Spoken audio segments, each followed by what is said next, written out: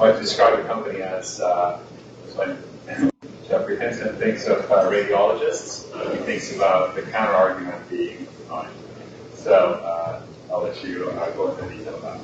Thank you. It's an honor to be here at the Fields Institute. Thank you for the organizer having us today. Today I'm going to talk to you about something that is very dear to me, fight against cancer. As any one of you have someone in their family or friends having to battle with cancer? So I would say it's about 40% of us, unfortunately. And we think that the recent breakthrough in AI will have an impact on that field. I'm going to talk to you about deep radiomics. And as you know, cancer is very personalized to every people. It's about gene mutation, and deep radiomics is about personalizing the cancer care. So the problem of cancer, it's always a problem of time. It's detected too late. And that despite numerous imaging testing, despite genetic testing, we often found the mutation too late to actually have an impact on the patient outcome.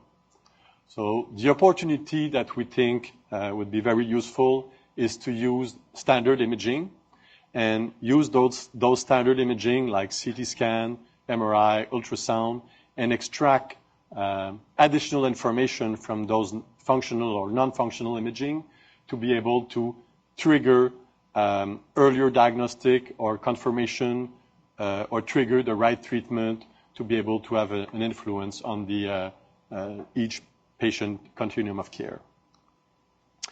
So as you know, there was one breakthrough in the last 2 years called deep learning. So I'm going to talk a little bit about deep learning.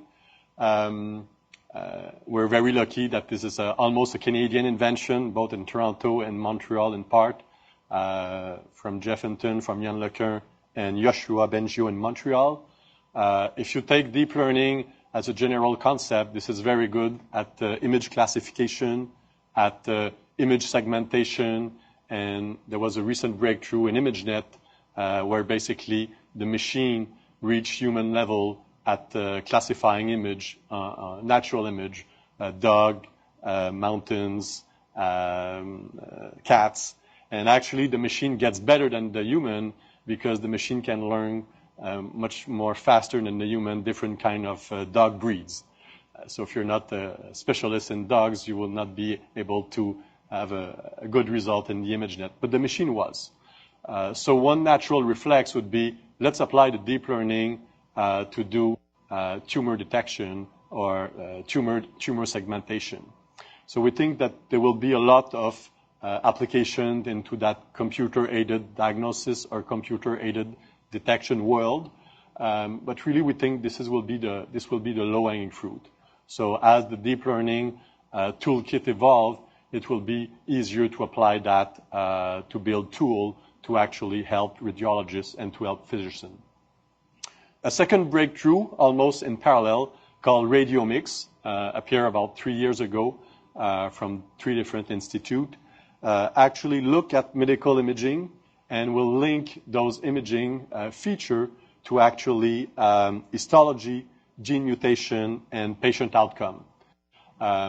This might seem counterintuitive, but actually if you look at an image, a non-functional image like low-dose CT, you can actually extract some tumor shape, tumor intensity, tumor heterogeneity that will even link to gene mutation like EGFR in the lung cancer. So this is very counterintuitive, looking at a CT image that is at the millimeter level and be able to see the influence of a different kind of gene mutation, but actually different gene will have a different influence on their tumor habitat. And Brendan will probably talk a little bit more about the gene than we talk. So we think that by combining those two breakthroughs, combining the deep learning where you can extract much more feature and the power of radiomics, we can actually do more from an imaging perspective. So what we're proposing is imaging biomarker for basically gene mutation. So on the left, you take a normal standard image, and you're going to produce a gene panel, basically what are the gene expression you would see on that image and how it evolved over time, just as a liquid biopsy. So this is from Garden 360, or tumor biopsy will give you, but from imaging. So this is the platform that we're building. The first part is what we call heteromodality. So a patient is, of course, a patient, but not only images. The patient has might have MRI data, might have CT data, but might have a lab report, might have genetic profile, might have radiological report, and you want to learn from all those data. And typically, deep learning, how it works, you want to have standard input to learn from. And typically, this is not the case in the medical space. Each patient have an incomplete data set, so you don't want to train from the lowest common denominator of all patients. So we've come up with that concept of heteromodality, being able to train on all available data to make that correlation from the images and all available data back to the patient outcome. The second aspect that is very key is the time. So those data will evolve from time to time as the patient, as the disease progresses or the treatment is put into effect. And we want to capture this longitudinality training. So we don't want to train just on what's happening from T0 to time 1. We want to train as a whole time series. And then we apply the image feature discovery radiomic techniques to be able to link those patient data to genetic data. So the platform that we're building allow us to first do image classification, I think which is the easy part. That's really come out of the platform as a byproduct, if I can say that. And as we move on and add the radiomic piece and the heteromodal and longitudinal piece, you get the picture of where we're going to link that to gene mutation. So I'm going to give you two short examples and a short video of what the byproduct could look like. The first one is in the colon cancer. So there's screening guidelines to have colonoscopy once you reach a certain age. I'm not there yet, but some of you might have experienced that.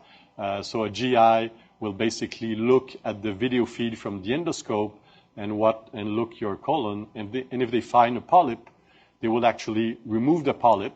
Even if it looks benign or malignant, they always remove it. They will prepare the sample and send it to the pathology lab. The problem is the cost of preparation and the cost of pathology for those 25 million colonoscopy per year is almost $1 billion per year. So we were approached by KOL, including Doug Rex, which is a leader into that space, and Mike Burns. And they told us, we have a strategy that is supported by the PV guideline and basically telling us that we could do optical biopsy. So if you look at the polyp, and the polyp, you are able to classify it as benign or malignant at over 90%. You will remove it, but you don't send it to the pathology all the time. So there's a huge potential saving, less waiting time for the patient. So I'm going to show you a quick video, if it works.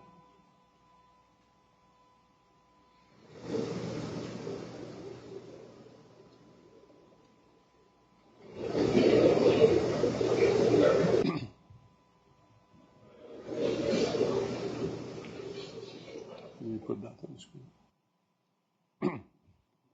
So while the video is loading, just to give you some stats, it's always a tool. We're not replacing anyone.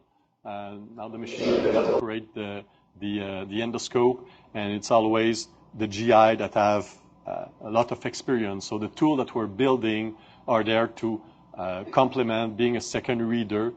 And in that case, the top key opinion leader are able to do that classification above this 90% threshold. But trained GI are around 75 to 80% accuracy. So they're not good enough to do this optical biopsy. But with the tool of the machine, in real time, they will be able to do that, hopefully. So we got all the data from those KOL. We were able to train on those data, and I'm going to show you, hopefully, an example of how this works in real time. So you'll see the interface of the endoscope with the polyp, and on the left side, what the machine is telling you. So try to imagine that. I know we're talking about computer, but we have problem loading a video. So on the left side, the machine is telling you whether it's a benign or malignant, building a confidence every frame, and it's able to do that. Talk to you about is in the long nodule detection. Again, we use the same platform, different kind of modality, different kind of pathology. So it's in the lung cancer, detecting nodule with low dose CT. We looked at the product out in the market, and the best one seems to be Varian. There are about 82% accuracy rate, detecting a small nodule above 3 millimeter in an agreement level 4, where basically 4 radiologists out of 12 in this large database approved by the FDA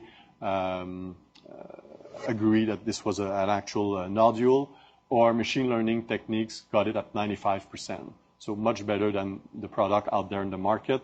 This has been filed for Health Canada and CE, will be filed for 510K in the US. So this is kind of the version 1 of a byproduct of our platform. Version 2 is going a step further, is taking from maybe those 400 features that were predictive of a long nodule, taking a subset of those. Some of those are predictive to a malignancy level. So we're able to predict on the same database at a 90% level which nodule are malignant or not. So again, this will have an influence on how quickly the patient will evolve in the screening guideline. I'll go quickly since we lost a little bit of time. To give you an example on how this will impact, hopefully, the standard lung cancer screening. In the US, if you are a smoker, you're eligible for low-dose CT. If they find a 5 millimeter nodule, so it's very small, they will do a scan every 3 months until it doubles in size. Why? Because it's costly to do a biopsy and there's potential complication. But once it's double, it's not good. So they will do a biopsy, and probably the biopsy will, in most cases, be late and not a very good survival rate. Applying our deep radiomics technique to those nodule and looking at those texture would be able to trigger earlier a liquid biopsy or tissue biopsy to actually confirm this is a malignant nodule. So, of course, a higher survival rate for the patient.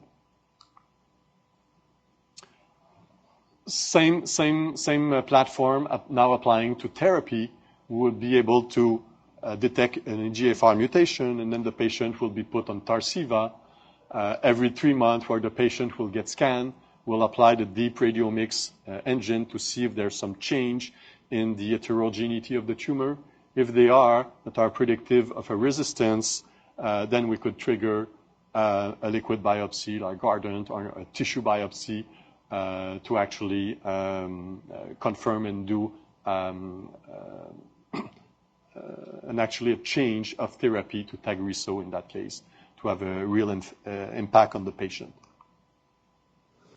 So the product will look something like that, telling you where the lesion is, virtual histology, and linked to a gene mutation, and hopefully gene resistance. We're not at the resistance level there, but we have a proof point for EGFR as we speak.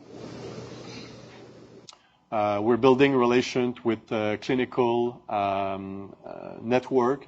Right now, we are in discussion with 10 clinical and a hospital to get access to their data for a lung product. So we invite any of you, either from the clinical perspective or students that are looking for postdoc or doctoral degree, to maybe do co-supervision between Toronto and Montreal with the Mila lab. We're very open to collaboration. So little talk about Montreal. Again, we're very open to collaboration. I've been working with Yoshua and Nicolas for the last 20 years. Yoshua is a personal investor in Imagia, is our scientific advisor. He strongly believes that AI could make a difference in healthcare. And we have built a strong relation with the Mila. We hope to build a relation with Toronto as well. And we're committed to the advance of AI for oncology. So this is the roadmap of our product. We will welcome any postdoc and doctoral degree helping us in making sure that we can reach a companion radiogenomic where we could be able to help the pharma bring their product to the market faster and help the patient having the right treatment at the right time. Thank you.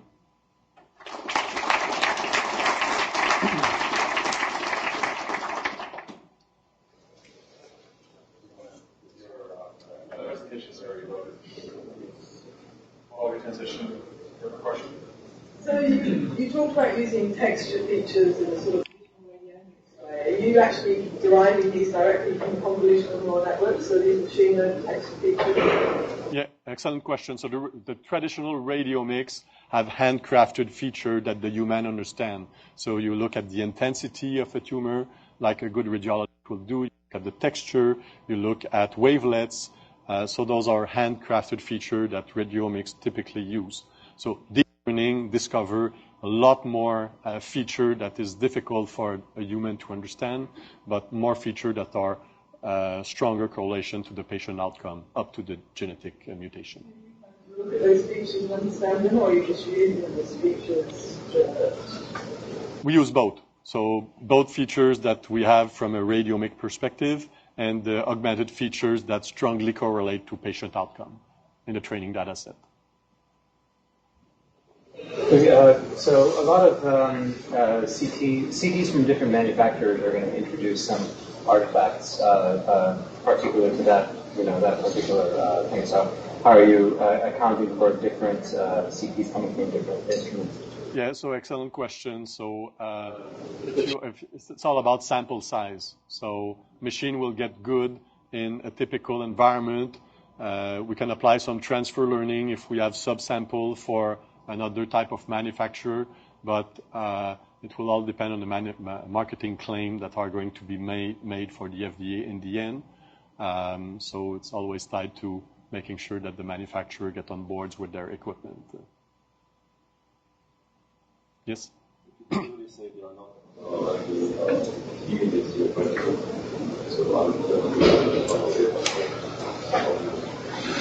Can you repeat the question? Sorry.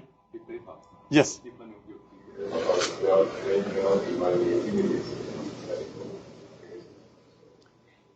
So there's a lot of data available for the screening program, and typically when people say there's not enough data, I think they're not working with the KOL that have access to those data and can confirm that there's a real problem. So we're not trying to say, oh, we're going to apply AI to healthcare. It's the reverse. It's the healthcare that tells us, the KOL that tells us, okay, this is the actual problem that we have. This is the data that we have. One challenge that we have, though, is the data is available, but sometimes is not structured well enough for the AI to ingest. So we have developed and are developing tool to structure the data that is comestible for the AI to train on, mainly on the unsupervised way, because it's too painful to label every data. So we're working a lot on that aspect as well. Alexandre. Thank you.